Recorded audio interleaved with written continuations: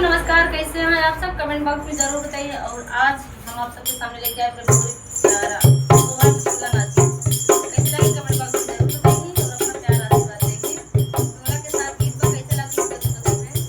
हर जुगमे बाटे तो यहाँ आज ढोलक के साथ है दोस्तों। आज मजीरो बहुत बढ़िया बजाता है, मजीरो के साथ और ये वीडियो को ज्यादा से ज्यादा ध्यान देना। जब से बहुरिया के